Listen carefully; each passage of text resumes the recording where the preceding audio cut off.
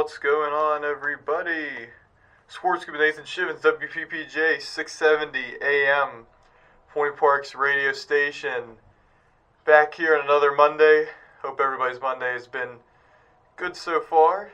Not too bad weather. It's a little windy, but not too bad weather temperature-wise so far because it's going to be getting colder pretty soon, so I got a lot to get into today. Just a ton to get into. A couple minutes late here for various reasons, but I apologize for that. But I'm here, and we're going to talk about the Steelers for a while. What a win for this Pittsburgh Steelers team. Potentially a season-defining win or a season-changing win for this Pittsburgh Steelers team. Going to get into some of the crazier games in the NFL from Sunday. Going to talk about Pitt football winning their 5th straight game. And at 7-2 now, going into their bye week before they play Notre Dame at home, and then they play at Georgia Tech and host Miami. So a huge November for the Pitt football team. So we're going to get into that as well as more college football stuff, and obviously that World Series and Game 7 in particular. What a World Series. I saw it got like over 25 million views in the U.S., which is the most in a game since 2017 Game 7, or one of the games in 2017, I can't remember. So, and that doesn't even, you wonder what it was, including Japan and including Canada, where obviously the Blue Jays in Canada and Shohei Ohtani and all those Dodger players from Japan. So, going to talk about that because that was just wild. And, yeah, a lot to get into. I'm just going to, right off the bat here, Pittsburgh Steelers. I was at this game with my brother. It was my brother's first game, and certainly the Steelers showed out for him and for everybody, winning 27-20 against the Colts. It wasn't a 7-point win for the Steelers. It was a multiple score win for sure. They dominated that game second quarter on to midway through the fourth, and then the Colts just kind of got some late scores because they were going fast, and the Steelers secondary is still an issue. But I mean, what a win! I mean, let's just talk about the win first. Well, let's get into the game first. We're going to go through the game because we've seen this for years. This is how the Steelers are going to get it done defensively. They got to create turnovers. They got to wreak havoc in the backfield, sacks, force fumbles, strip sacks, and make life miserable down in and down out for that quarterback. And that's what the Steelers were able to do in this game that they really haven't been able to do since Cleveland 3 games ago. Just constant pressure on Daniel Jones, who has been excellent this season. Jonathan Taylor's been excellent this season. Held in check considerably now. A lot of that was because the Colts were behind for most of the game, so they had to throw. Daniel Jones threw 50 times. If you make any quarterback throw 50 times, usually it means you're losing and you have to try to come back, or you have no run game. And for the Colts, it was the former. They were trailing most of the game. They got up 7-0, and then the Steelers have I think it was a 3-and-out on the first drive. Colts go get a touchdown pretty easy, 7-0. 3-and-out on the second drive. They punt to the Colts, so the Colts are going to get the ball up 7-0 with they're going to get the ball. And the Steelers, they get a muff punt. The Colts muff the punt. The Steelers recover. They take it in the end zone now. I guess the rule is, I'd have to look into this more, but the rule that it was down right where the Steelers got possession of it. So instead of a touchdown, it was the Steelers get the ball inside the red zone, but not in the end zone. And it just went from bad to worse for the Steelers, honestly, because you get this chance, you're like, you got to get 7, you got to get a touchdown here.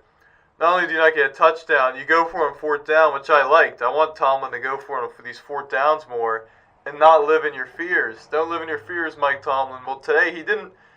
I think in the second half he kind of did a little bit. This team did, I think, a little bit. But in that first half, he was going for him 4th downs. And unfortunately, in this fourth down, it didn't work for the Steelers. And you get 0 points out of getting the ball, I think it was at the 16 or 17-yard line of the Colts. And that's just a crusher. I'm thinking Colts are going to go score a touchdown here. It's going to be 14-0. And for all intents and purposes, this season's over. Because you got a gauntlet still remaining. And you lose to the Colts, you're only one game ahead of the Ravens. And you're going to lose that. You're going to lose that to the Ravens. They still might lose the division to the Ravens. We don't know yet, but 2 games ahead is much better than 1 game ahead at this juncture, at that midway kind of point of the season. So you're just looking at this as a Steeler fan, and the stadium was very, very quiet. Was booing. Was very annoyed with this team and upset and frustrated because you blow this opportunity. And your defense is awful, and oh my goodness, the Colts are going to blow the Steelers out of the water today. But instead, the Steelers get the turnovers. They get the T.J. Watt strip sack. They get the ball back, they get a touchdown, 7-7. They get a Daniel Jones interception where Jones did not see Peyton Wilson at all. Peyton Wilson, I've been kind of critical of him at times this season, very much so at some points. But this was his best game, I think, as a Steeler, other than that Ravens game. But he made that one play, and it was, this was 4 quarters. He was excellent, and he was excellent on that special teams play, just a ferocious tackle to keep the Colts from getting farther up the field on a kick return. He bats that ball into the air, and Jack Sawyer is able to catch it for the interception. But he was just all over in coverage. I think he had a couple passes defended. He was just everywhere. It was what I thought the Steelers would be getting when they drafted Wilson. And if he can replicate that, that will mean a lot for the Steelers team that has had such an issue at that linebacker position. He was a real difference maker. I think Patrick Queen played his best game of the season, maybe his best or second best. He was a tackling machine. It was just very shocking to see, and the Steelers finally get that pressure. I mean, they haven't been getting pressure. They didn't get pressure against Green Bay at all. They didn't get much pressure at all against the Bengals' bad O-line and Joe Flacco. It's just been a very Jekyll and Hyde season for the Steeler defense, and you see how boom or bust they are. If they get a bunch of turnovers and are in the backfield getting sacks and fumbles, we see how much easier it is for this offense to run the ball, and for Aaron to make the plays and not have to be a hero. You don't want Aaron Rodgers at this stage in his career to be a hero. He has been a hero basically for this season. He's been much more than anybody could have anticipated. He's like 2nd or 3rd in the NFL in touchdown passes. And he's not throwing picks very much at all either. But you don't want... He's not Mahomes. He's not Allen right now. We understand that. Everybody understands that. So there's that deep threat is not quite there with this Steelers team consistently. So that's not where you want the Steelers to be. They certainly can't be playing from behind. But if they have a lead and they're able to get some turnovers, get plus field position for Aaron Rodgers and that offense, good things are going to happen. And Steelers go up 17-7 at half, and you're thinking, this is great. They're getting turnovers, sacks, pressures. But they were up 16-7 on the Packers last week at halftime, and they completely crumbled in the second half. I thought that was a real possibility against the Colts. You're up 17-7. The Colts are going to regroup. Offensive guru Shane Steichen. They're going to come out with something to prove here and to get back in this game. What are the Steelers going to do? And the Colts got the ball to start the second half. So you're thinking, if the Colts get a touchdown here and it's 17-14, I was thinking the Colts are going to win this game.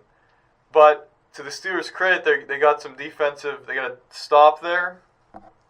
They obviously get another interception later on, and they get the Daniel Jones fumble again, and just constant pressure by the Steelers Steelers defense. It was what you love to see. The fans were going crazy.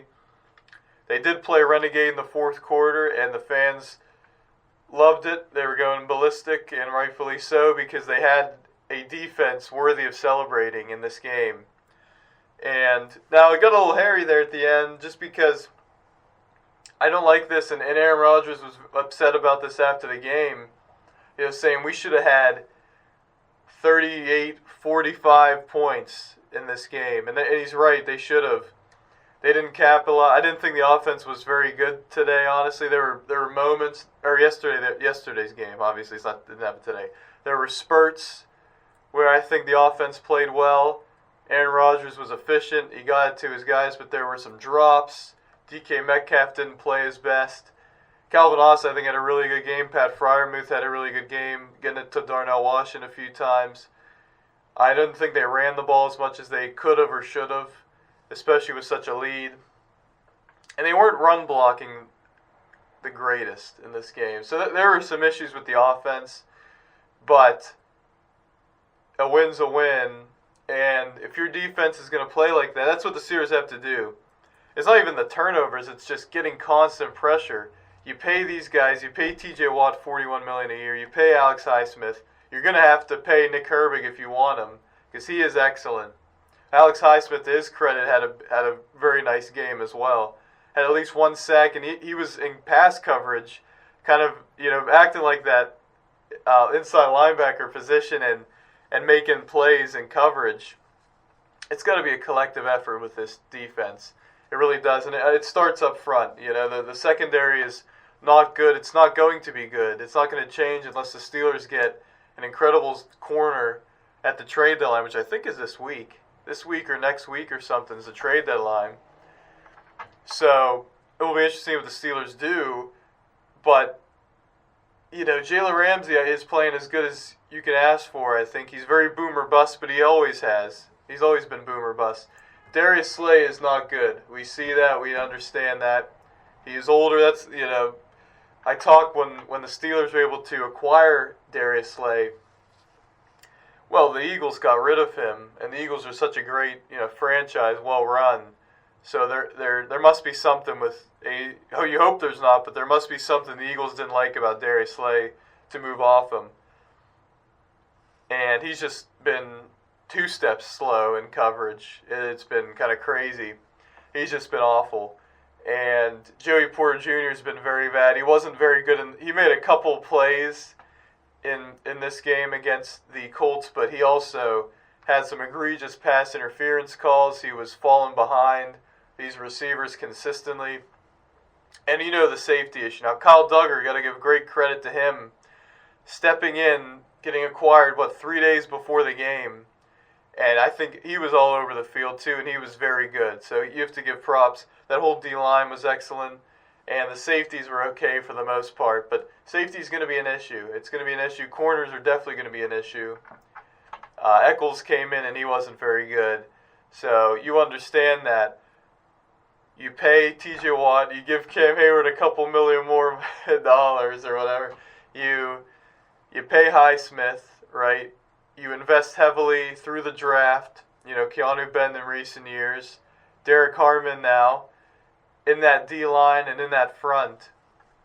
Jack Sawyer. Now let's go make some plays. Let's do that consistently. If the Steelers are able to do that consistently, which they always have been, that's been like the constant. Well, the linebacker, another constant's been the linebackers aren't great under Mike Tomlin for the longest time. I thought Landon Roberts was the Steelers' best linebacker, and they let him go for peanuts. They wouldn't pay him $3 million. It was crazy. But they haven't been, since Shazier and everything, they haven't been good at linebacker. So that's a constant. But were you really good every year? That front. And that needs to be there. And if that is there consistently all year, the Steelers can be a team to be messed with. They could be a team that can win a playoff game and if they win the division and have a good rest of the season, the regular season here, could have another opportunity to win another one, and who knows and everything. But that's a big if, because it's been incredibly hot and cold. You've seen the game against Minnesota. They were hot. They were everywhere. They were doing a great job. Cleveland, everywhere, doing a great job. Constant pressure. In this game, everywhere, constant pressure. Fumbles, interceptions. Can that be a constant the rest of the way? Because they're playing at the Chargers next, and the Chargers do not have the best O-line right now, to put it mildly, entirely due to injuries. I mean, they had a great O-line going into the season, but Joe Alt just got hurt again. He's going to be out for sure. Obviously, Rashawn Slater out for the year before the year even started. That's a huge blow to their team. So it's going to be interesting. You should be able to have success. Then you got the Bengals at home. You should have success there. At the Bears O-line is much improved, but you can get after them a little bit at times. And especially from an offensive standpoint, the Bengals should be a pushover, and the Bears are not a great defense at all right now. So we're looking at the Steelers. They have a lot of tough games coming up, but if that front consistently shows up, which you'd figure it would, but it's been not everything but that so far this season.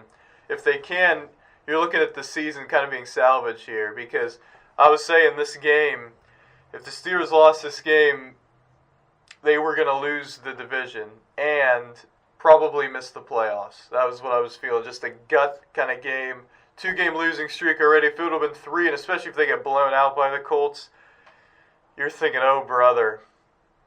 Like, are they on quit watch? Under Mike Tomlin, you never know, but is that motivation factor wearing out with this team? But so I was thinking this is a pivotal game for the Steelers in this season, and really in Mike Tomlin's career, in T.J. Watt's career, Cam Hayward, these guys. I mean, these guys are up. A lot of these guys are up there in age. So that was a huge win for the Steelers. And I think the Chargers game is very winnable.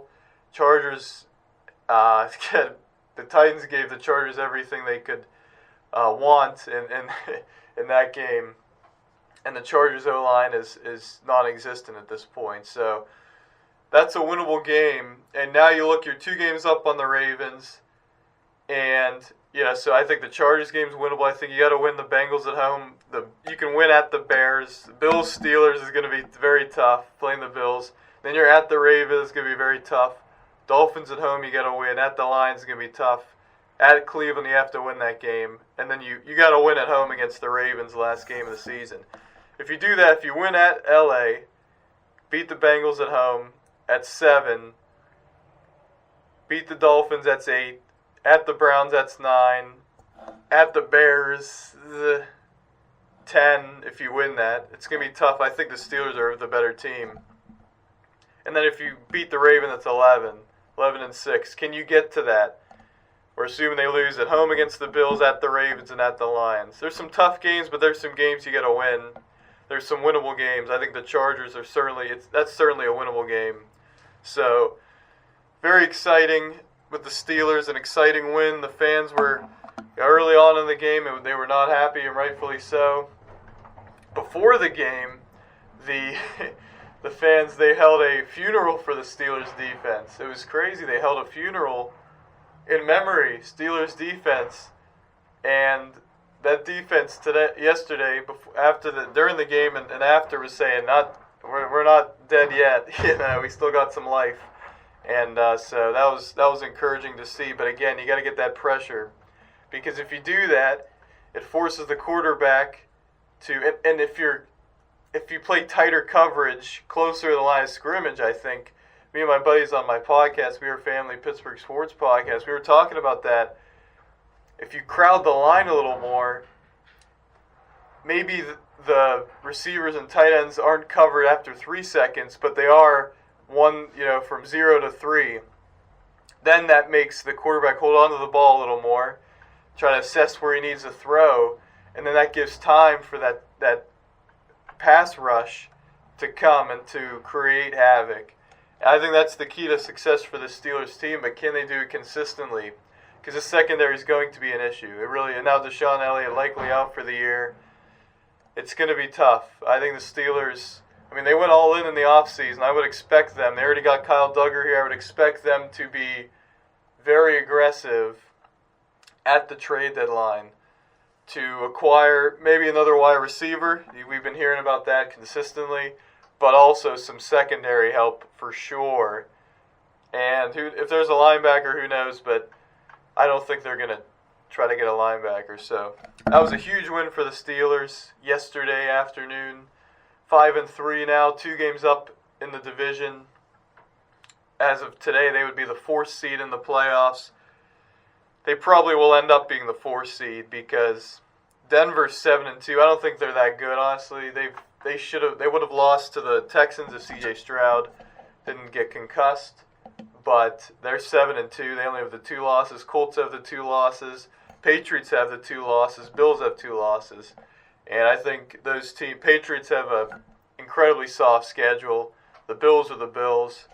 So we'll get into all these teams here. But the Steelers do have the tiebreaker over the Colts now, the head-to-head results. So we will see. We'll see how everything ends up there. But that's the Steelers. And coming up on the other side of this break, I will talk about the rest of the games on the NFL slate and Pitt getting a big win to keep this winning streak alive. Sports Scoop and Nathan Schivins, WPPJ, 670 AM.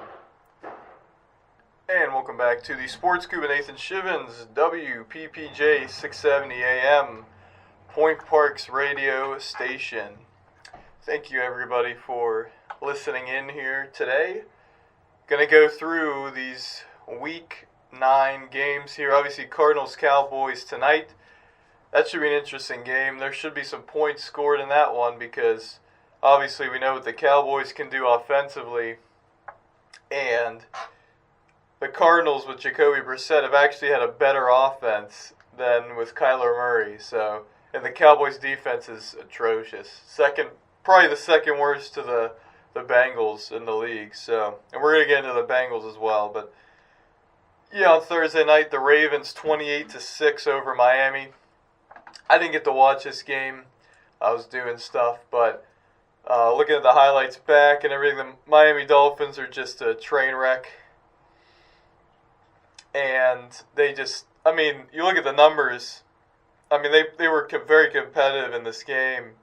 They just throw up all over themselves. It is crazy. These turnovers and everything, the dumbest turnovers you'll ever see, they commit. And it really took them completely out of this game.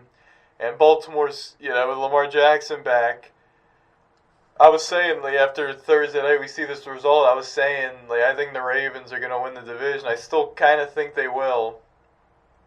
Because at their best, and everybody said this going into the season, they're one of, if not the most talented team in football. And everybody said the Steelers would be second and third. Steeler fans weren't saying, the Steelers are going to finish ahead of the Ravens. But things happen, injuries and bad performance. But what do the Ravens have coming up? They're at Minnesota. That's kind of a tough game. At Cleveland, host the Jets, host the Bengals. Steelers at the Bengals. Patriots at home isn't easy at the Packers. They play the Steelers. So there's a lot of winnable games. Obviously, they play Cleveland. They play the Jets. They play the Bengals twice. They play the Steelers twice. You figure they'll win at least one of them. So there's some wins to be had. But the margin of error for the Ravens is a lot slimmer now that they dug themselves that 1-5 hole. It'll be very interesting now if Minnesota with JJ and that defense shows up. That could be very tough for the Ravens on Sunday afternoon. We'll have to see. If the Ravens lose that game and the Steelers beat the Chargers, that would be huge. That would be a huge turn of events in the AFC North. But I think it's going to be a dogfight the rest of the way. I think the Ravens gain a game or something, and then that last game in Pittsburgh, last game of the season, is another game to decide the division. So Ravens, I think, are playing much better. Their defense is playing much better. And they got healthy and everything. That's part of it. But I think they're just improving as we go. And so they are a team to be meddled with for sure. And the Steelers cannot, quote-unquote, take their foot off the gas. They kind of have already, but they got to get their foot back on the gas here for the whole rest of the season. Patriots over the Falcons in a game that was very competitive. I think Atlanta's a good team. They're just incredibly inconsistent. They miss an extra point. The Patriots turn it over twice. Falcons 0 turnovers, but they can't win this game. The Patriots outgained them by 43 yards, so it wasn't crazy dramatic. So it was a very competitive game, and the Falcons had a chance to win. They have the intentional grounding. Raheem Morris, they're saying after the fact, they were Patriots defenders were clapping. They thought it was offsides. Penix threw the ball down thinking it was an offsides play, but it wasn't, and now it becomes intentional grounding, and the Falcons lose. Falcons now 3-5 in the NFC South. They're third behind, obviously, the Bucs and the Panthers, who got a massive win at 5-4. And you're looking at the Falcons. Yeah, they got a lot of tough games left. They play the Colts in Berlin, and the Colts are I think that's an obvious Colts bounce back spot there, he feels like. You play the Panthers at home, which is a toss-up game at this point. The Panthers are playing better. At the Saints, at the Jets. You play the Seahawks, who look tremendous. You play at Tampa, that's going to be tough. At the Cardinals, with Kyler Murray back, is going to be tough. And you play the Rams. So there's a lot of tough games for the Falcons, and they're already at 3-5. So it's going to be very tough for them to make the playoffs, even though I think they are kind of that kind of team, caliber-wise. So Falcons lose, Patriots 7-2, and if you look at their schedule, conversely, a lot of winnable games. They're at the Bucs this week, but Jets, Bengals, Giants, Jets, Dolphins. There's a lot of winnable games, but they play the Bills, they play the Ravens, play the Bucs. So that'll be interesting to see for them as well. But they look well on their way to making the playoffs, and who knows, maybe winning that division. Like I mentioned, Chargers beat the Titans 27-20. Chargers are 6-3 now. If you look, 343 to 206 was the yardage, but the Titans didn't turn it over, and the Chargers had one turnover, and the Titans were just kind of able to stay in this game. Cam Moore, I just don't know what to make of him. He's thrown for 150 per game, basically. And he doesn't have any receivers. It's just a weird situation. They're just a really bad football team, and good on them for not quitting here this season, staying in it against the Chargers. But just very tough for the Titans this season. Conversely, for the Chargers, just a lot of injuries to the O-line, and which makes it really tough for them. That's why I'm saying that game is very gettable for the Steelers. I think the Chargers, especially at home, they get blown out by the Colts. They lose to Washington. They haven't been the greatest at home. I think it's a very winnable game, so we'll see there. Bears just win a wild game against the Bengals. Just a crazy game. Bears have a big lead. Bengals come back, take the lead 42-41. And then the Bengals defense, great throw by Caleb to Colston Loveland, and any other defense tackles him right there, and then the Bears got to hurry up and scramble, spike the ball, whatever, because there's the clock's ticking. It was 25, 24, 23, and instead he just bounces off of one, slips past another tackler, and rumbles his way all the way into the end zone. It is just mind-boggling how bad this Bengals defense is. Thought it couldn't get any worse from last season, but it actually has, I think.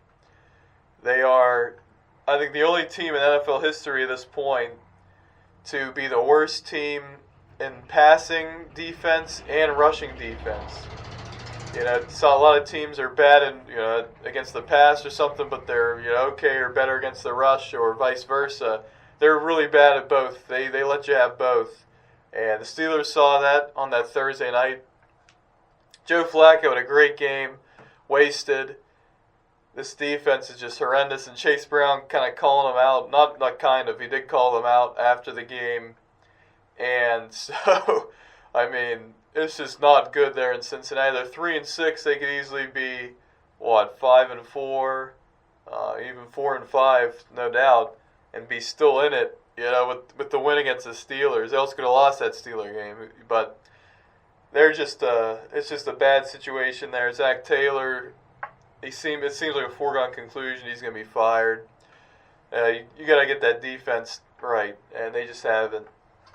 As for the Bears, a good win. I mean, their defense is not good either, but they were able to kind of just outgun the Bengals a little bit there, and Caleb Williams played well at the end. I mean, you look at his stat line, 20 of 34 for 280 and 3 touchdowns. Not the greatest, but they were able to run the ball. Kai Monungai out of Rutgers, out of nowhere, 26 carries for 176. I mean, that'll do a lot for you.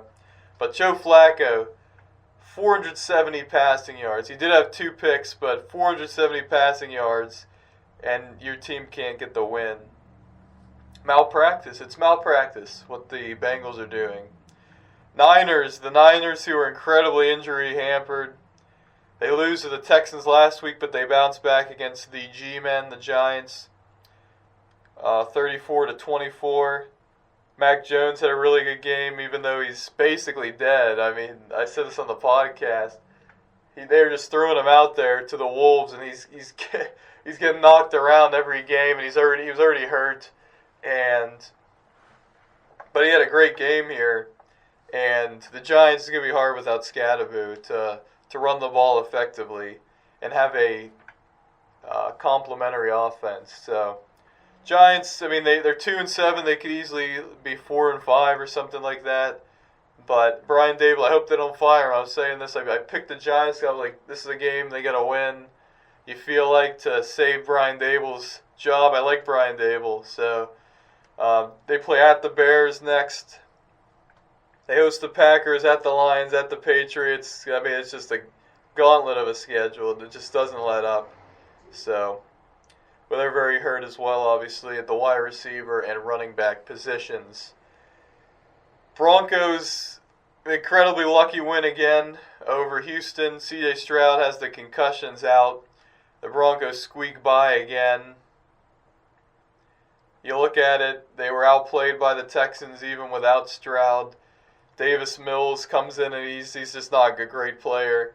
And the Broncos are able to squeak it out there. But, I mean, I don't buy them. I really don't. As a serious threat to the Chiefs, to the Bills in the AFC. I think they play the Raiders next. I don't know. We'll see in that game if that's not a let-up before they play the Chiefs. But, I mean, they're kind of like what the Chiefs did last year, just winning every close game, not playing great, but in the fourth quarter coming up clutch. They are kind of last year's Chiefs team, so maybe in that way they are a contender and could make the Super Bowl. Who knows? But really tough loss for the Houston's. Already at 5 losses, and they play the Bills, they play at the Colts, at the Chiefs. A lot of chances to lose here. They have to play almost perfect the rest of the way. It's just going to be very tough to make the playoffs now for Houston. What a win for the Vikings over the Lions. That defense was ferocious, all over Jared Goff. And little JJ comes back, JJ McCarthy, and he made enough plays to win the game. He made a lot of plays early and then was kind of quiet. Wasn't great in the second half, but that defense was. And the Vikings get a very important win. Now they're at 4-4 and they're still in it to try and make the playoffs. They have a big game, like I mentioned, against the Ravens at home this coming Sunday. Yeah, I mean, they ran the ball well. Aaron Jones, he might be hurt actually, but they were able to run the ball well. And J.J. McCarthy did just enough. I think that's going to be the name of the game. That's why I had the Vikings in the playoffs to start the year, and I still think I'm not backing off that pick. They just need a little bit. They just need him to make a couple plays, J.J. McCarthy. Get it to Justin Jefferson, get it to Jordan Addison Hawkinson. A couple times, big plays, and the Vikings will be okay with that defense. So, encouraging win for the Vikings.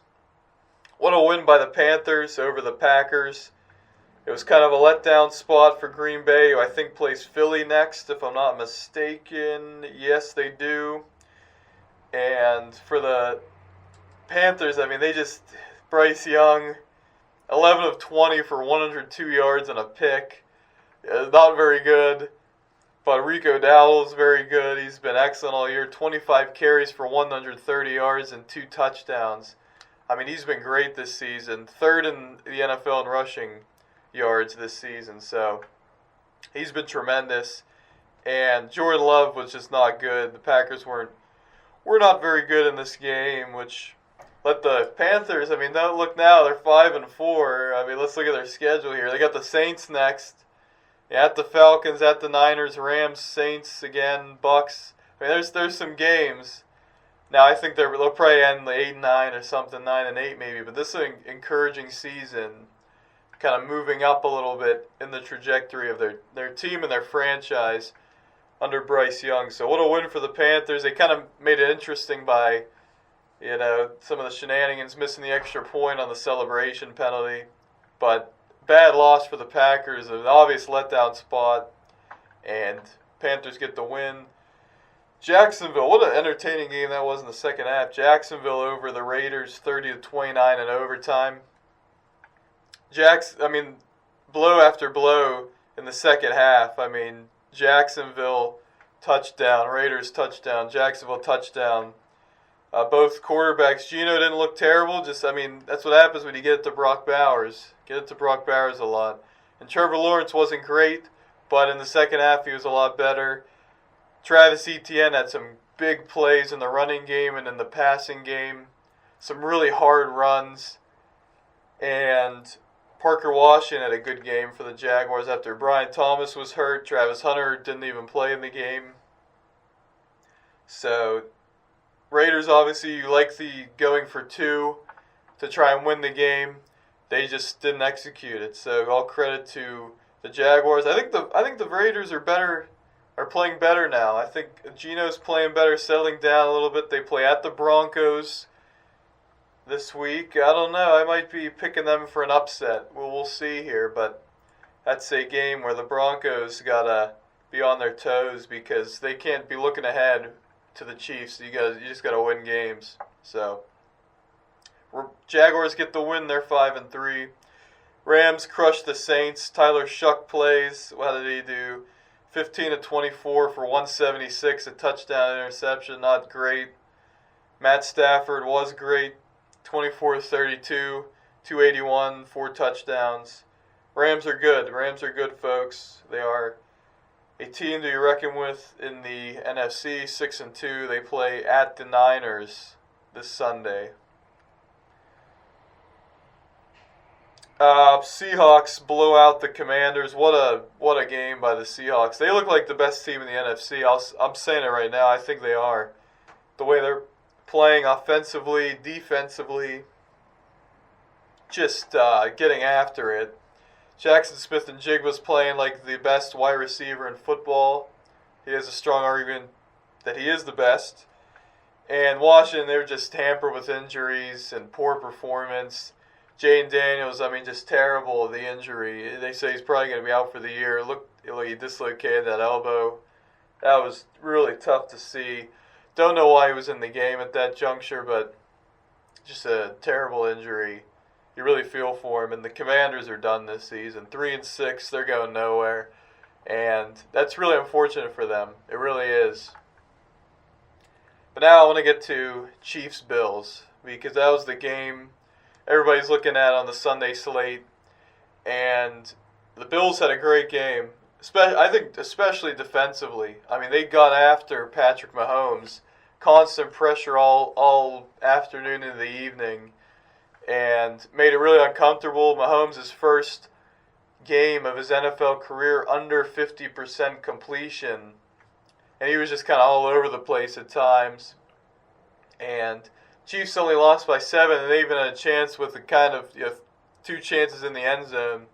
Shouldn't have even been that close, but Andy Reid and those guys are really good. But statement win from the Bills here. But again, this is a regular season game. You got to beat them in the playoffs when it matters most. And we haven't seen that from the Bills yet. I think we could this season. You never know. But the Chiefs now 5-4. They were playing really well, but now they got 4 losses. And they still got some games to play that are semi-tough. Obviously, I mentioned the Broncos game at Denver in a couple weeks. they got to be on their game. They got to bounce back. I think they're still the odds-on favorite to win the Super Bowl this year.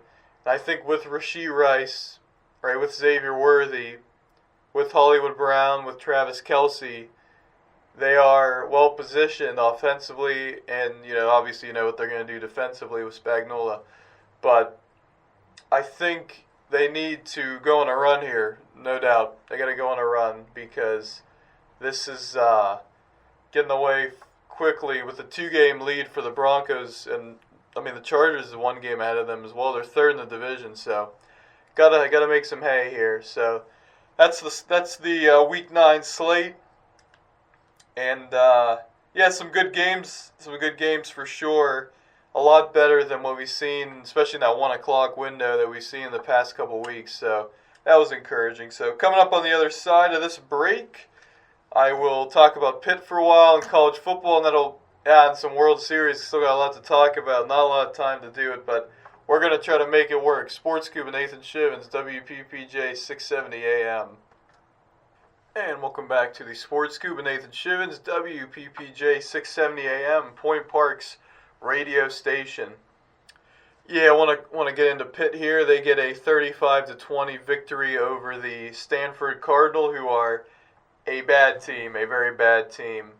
The final score isn't all that impressive in my opinion because Stanford is so bad, but it could have been a lot more, and it wasn't though. So we got to be fair about it. But Pitt had 3 opportunities right at the goal line to score touchdowns, and Mason Einschel throwing a couple of those interceptions were really bad, and so that's kind of a concern here.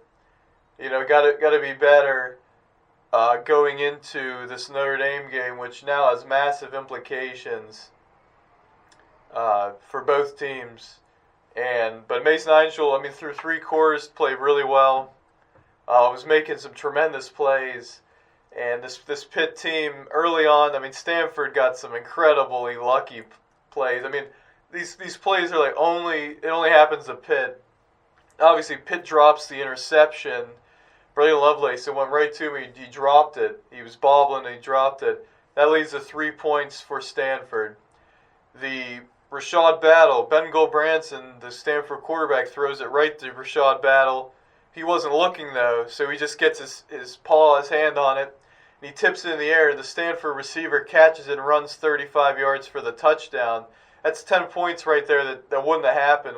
So again, I think the defense played really good. Now obviously Stanford is really bad. And the NC State game, they gave up 34, but there were so many injuries and everything, and there were some very fortunate plays for NC State as well. I thought the defense got after it in this game against Stanford. Ton of pressures, ton of sacks, and stopping the run. They are doing a tremendous job of stopping the run. Now it helps when the quarterback you're playing on the other side is not good at all, and so you can kind of just fully focus on stopping the run and load the box. But I think negative 10 rush yards for Stanford. That'll that'll win you some games, right? Just that alone. And Stanford passed for 336, but again, 40 yards of that was that tipped ball. There was busted coverage on the one, which it's going to happen. You gotta be critical of that play, but it's going to happen from time to time. But Pitt could have easily won this 49-10, 49-7, something like that. But those interceptions for Mason Einschel, you got to clean that up. And Narduzzi was not happy at the end of the game. Obviously, it was because of those plays, those Einschel interceptions, and Einschel fumbling, right there as well. Near the goal line was the other play. That's 3 touchdowns right there. That could be 56 even. So it was a game where Stanford turns it over 3 times. Pitt turns it over 4 times because of those fumbles and interceptions that Mason Einschel coughed up. So got to be better in that front. But overall, it was an important, necessary win for Pitt. Going all the way to California, Northern California. Tough spot. They get it done. And now I'm going to talk more about this next week because they played Notre Dame in 2 weeks here. But a big game, Notre Dame versus Pitt, for either team. Now, if Notre Dame loses, they're eliminated. They're done from the college football playoff discussion. If Pitt loses, they're done in terms of the at-large discussion to make the playoffs. But everything's still in front of them to make the ACC championship. If you beat Georgia Tech, you beat Miami, you make the ACC championship, and you control your destiny in that regard to try to win the ACC championship. So it means a lot more for Notre Dame in this spot. But if you're Pitt, you would love to beat Notre Dame. Narduzzi's never beaten Notre Dame. Came close the one time, got blown out the other times. So this will be very interesting. And Notre Dame did not play well. They won like 25-10 against Boston College, and they were a mess. They were a mess against Boston College. So I think Notre Dame's a better team than Pitt. I really do. I think they're a much healthier team than Pitt. I think if Pitt can get healthy here, get Rasheem Biles back, get Cruz Brookins back, give Kyle Lewis a couple more weeks here he had a great game against Stanford, but to rest here, get Des Reed back and at full health as he could possibly be. This bye came at a great time, and Jaden Moore, get him. He made an impact in however many snaps he played. He was noticeable. Jimmy Scott had a great game as well. I mean, a lot of players defensively had a really good game, and so just get everybody healthy. I think this defense, if they can, kind of similar to the Steelers, if they can get that pressure, it can kind of alleviate their deficiencies in the back end. Although Sean Lee had a pick and he's looked really, really good. I think Rashad Battle's good. I think he's all right. But we'll have to see. They haven't been tested like they will be against Notre Dame and Georgia Tech and Miami from a passing standpoint. So what a opportunity this is for Pitt football against Notre Dame, and in these last 3 games down the stretch, it'll be very interesting. This bye couldn't come at a better time for Pitt. They get extra time to rest. Notre Dame has to play Navy. Now, they'll probably blow out Navy. I don't think Navy was undefeated before this loss to North Texas on Saturday, but I don't think they're very good. And I think Notre Dame always wins like 49-10 or whatever against the Service Academy, so I think it'll be probably a similar score, but they will have to play that game. So if Navy can keep it competitive, you got Notre Dame players having to play the whole game, the starters, that could be beneficial to a rested Pitt team as well. And for Mason Einschel and Kay Bell to go back and look at the mistakes and how do you clean that up. I think this is a great spot for Pitt against Notre Dame, and the last 3 games of the year are going to be pivotal. I think they can win all 3. I think they have the capability, but will they? It's going to be tough because it's week after week after week. And then if you win all those games, it's the ACC championship. It's just some really good teams you're playing. You wonder what Miami will be at the end of the year. Are they on quit mode with their season kind of already over? With their 2 losses and not being able to make a conference championship game. So it'll be very interesting for Pitt. I think a lot of Pitt fans are very excited. Meaningful November games is all you ask for if you're a Pitt fan, honestly, in this 12-team playoff era. And there's a chance always. And this year, I think Pitt's the best team in the ACC. I mean, I think Miami is, but they just like I was saying with the Dolphins, in just big spots, against teams they should beat, they just fumble the bet. Like, terrible play calling, terrible decision making by players and coaches. They just screw it up all the time. So you can never trust them. So I think they're the most talented team. But Clemson was the most talented team, and look where they're at. Florida State was apparently uber talented, and look where they're at. So in the ACC, talent does not win out. I'm not going to really get to any of the games in college this week. I mean, Texas, Arch Manning played well. We got to get to the World Series, talk about that. Arch Manning played well. Texas wins by 3. Vandy stormed back. Texas secondary, questionable. But Georgia, they beat Florida. They were the better team in that game. Obviously, the one calls that a catch or not went against Florida, but Georgia was the better team, and so they get the win there. Kirby Smart just moving along. Utah blew out Cincinnati, and somehow Cincinnati's still ranked. I don't understand that at all. They just got blown out, not even close in that game, and Utah gets moved up considerably, but Cincinnati stays in the top 25. I don't understand that with no notable wins on their resume. I just don't understand that at all. So Utah gets that W. What other games? Ohio State beat Penn State, and yeah, that was based. And Oklahoma beat Tennessee. Good win for Oklahoma.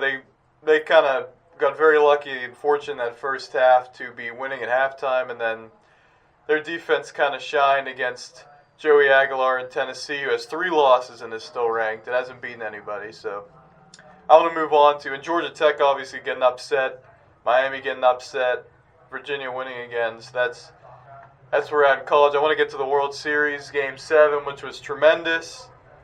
Oh, man, Blue Jays fans, I feel for you. That was really tough. It really was. Get that huge 3-run homer by Bo Bichette. You're up 3-0. The Dodgers claw back a little bit. You answer. It's 4-2. 4-2 entering the 8th inning. 6 outs to go. You're up on the almighty Dodgers. Biggest payroll in baseball by a wide margin. Although the Blue Jays, people are saying the Blue Jays are David. They have the 5th highest payroll in baseball. They're no David. They were kind of an underdog in the series, but Trey Savage is a rookie who they're paying $750K or probably less, and he's mowing people down. But just crush. You got 6 outs to go. Max Muncy gets the homer, 4-3. But okay, 3 outs. We got 3 outs to get. Miguel Rojas. Now you got 2 outs to get. It's the 9th inning. Miguel Rojas coming to the plate. You're thinking, okay, let's get the 9-hitter out, face Ohtani and everything. And Rojas, Dave Roberts keeps him in. Could have pinch hit for him, keeps him in, and he hits that homer. And at that point, I'm just like, the Dodgers are winning the World Series. They're winning this Game 7. Right? Such a backbreaker for the Blue Jays there. You're controlling the game. You controlled the series. You're up 3-2 coming home to Toronto. You control the series, and for that to happen, the Max Muncy solo homer. Okay, that's bad, but we're still winning here. And then the Miguel Rojas homer. Again, a guy who you couldn't in a million years believe would be the guy to do it in a big spot against your team. And now you got to go to extra innings again. And the Dodgers are throwing everything. They bring in Yamamoto. When they bring in Yamamoto, I'm like, the Blue Jays aren't scoring with Yamamoto in. That's just not happening. And they didn't. And the Dodgers, Will Smith coming up clutch. And the Dodgers able to win the World Series. What a game. What a series. Like I mentioned earlier, you got like 25.5 million views in the U.S., a bunch more in Canada and Japan. And the most viewed World Series game in almost a decade. The Dodgers, the big brands. You know what? The big brands, they got to save baseball. We love this. We love the small brands. We love the Buccos. We love these teams, but the big brands, people watch the big brands. And the Dodgers, and I think the Blue Jays, obviously with Canada, they're a big brand and they're a big spender. They're a big market team. I think it was both those teams, but more so the Dodgers and all their stars and everything. What a World Series, but a crusher for the Blue Jays, just devastating. And so the Dodgers go back-to-back, 3rd World Series in 6 years. And yeah, they're going to be one of the favorites, if not the favorite, going into 2026. So really tough for the Blue Jays, and I feel for them for sure. They had a really nice group of players, and it's just unfortunate how that went for them. But that's going to do it for the Sports Scoop. I wish I could have talked about that game a little more, but we're running out of time here. Thank you, everybody, for tuning in, for watching, for listening in. Appreciate it. Have a great Monday. Have a great rest of your week. I'll see you next week. Bunch more to talk about. Sports Guru Nathan Schivins, WPPJ 670 AM.